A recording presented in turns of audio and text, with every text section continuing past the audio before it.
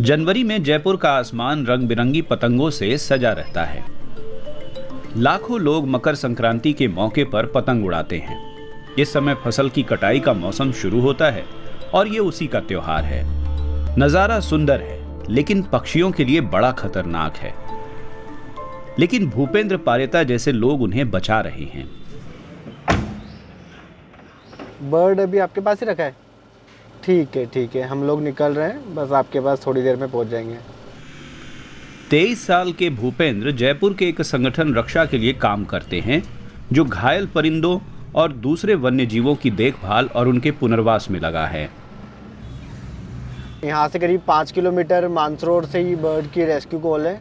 उन्होंने बताया कि रात को आके बर्ड गिर गई थी और अभी ये बिल्कुल फ्लाई नहीं कर पा रही है। सर्दियों में जब हजारों प्रवासी पक्षी यहाँ आते हैं तो भूपेंद्र के पास और ज़्यादा कॉल्स आने लगती हैं। वो 7 साल से रेस्क्यू वॉलंटियर का काम कर रहे हैं। ऐसे नन्हे मरीजों की देखरेख करने का उन्हें बहुत अनुभव है। कब आया था आपके पास? कल शाम को? ओहो। इस कबूतर के पंख में गहरा घाव हो गया है। पूरा मांझे से लगा हुआ है। चीनी मांझा पतंग उड़ाने में काम आता है। मांझा यानी पिसे हुए कांच के लेप से तैयार डोर। प्रतिबंध के बावजूद उसका इस्तेमाल जारी है। सुशील जैसे निवासी अक्सर पतंग के मांझे से पक्षियों को घायल होते हुए देखते हैं। कल हम अपने शोरूम पर थे, तभी मैंने देखा कि कबूतर के गर्दन के आसपास एक धागा लिपटा हुआ है और वो लहूलुहान हो गया था। देखिए, सब जगह खून ही खून है। मैंने उसे उठाया और कपड़े में लपेटकर यहाँ रख लिया। शुक्रिया कि आज सुबह आप आ गए और इसकी जान बच गई। मकर संक्रांति पर 4 दिन के पतंग महोत्सव के दौरान पक्षियों को बचाने वालों के पास 700 से 800 फोन आ जाते हैं। वैशाली से भूपेंद्र के पास मांझे से घायल पक्षियों को बचाने की ट्रेनिंग है।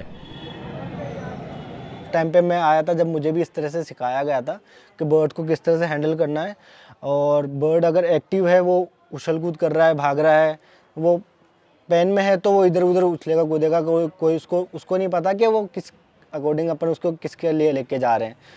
तो वो सब कुछ आइस कवर करना, बर्ड को टाउल से हैंडल करना, वो सब कुछ पहले हम सिखाते हैं शेल्टर पे जो न्यू वॉलंटियर आते हैं। उनकी कोशिशों के बावजूद पतंग की डोर से घायल हर पक्षी जीवित नहीं बचता। पशु अधिकार समूह पेटा भारत का कहना है कि मांझा हर साल हजारों पक्षियों को मारता है या अपंग बना देता है। ऐसी ही एक दर्दनाक घटना ने रोहित को 2003 में एक पक्षी बचाओ एनजीओ की स्थापना के लिए प्रेरित किया। मैं अपने स्कूटर पर जा रहा था और मेरे ठीक आगे एक पक्षी आ गिरा। मैं उसकी मदद ही नहीं कर पाया, वो मर गया। मैंने उसके बच जाने की दुआ भी की, लेकिन कुछ नहीं हुआ। मुझे बड़ा खराब लगा और मैंने सोचा इस बारे में कुछ करना ही पड़ेगा। अगले ही साल से हमने बचाव का काम शुरू कर दिया। पक्षियों को सिर्फ पतंग महोत्सव के दौरान ही खतरा नहीं होता।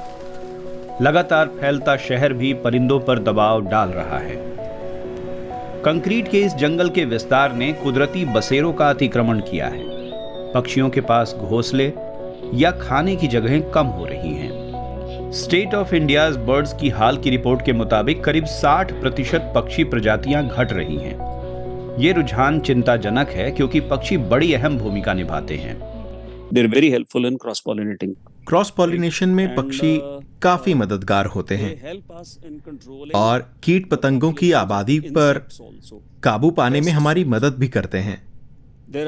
अगर आप टिड्डी दलों को देखें तो वो जहां जाते हैं वहां खेत के खेत तबाह कर देते हैं।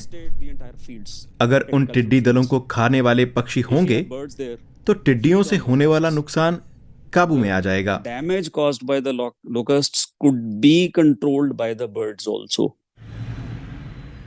रक्षा के मुताबिक उसने 13,000 से ज्यादा पक्षियों को बचाया है। अस्पताल की तरह उसकी टीम पहले अपने मरीजों के घाव देखती है और फिर तय किया जाता है कि सर्जरी की जरूरत है या नहीं। ठीक होते ही पक्षियों को छोड़ दिया जाता है। छोड़ने से पहले हम चेक करते हैं कि पक्षी किस ऊंचाई पर उड़ रहा है, क्या वो ऊंची जगह पर बैठ पा रहा है, अपनी स्वाभाविक हरकतें कर पा रहा है। पूरी तरह से स्वस्थ ये शिकारी परिंदा अब रक्षा की पनाह से उड़ान भरने को तैयार है।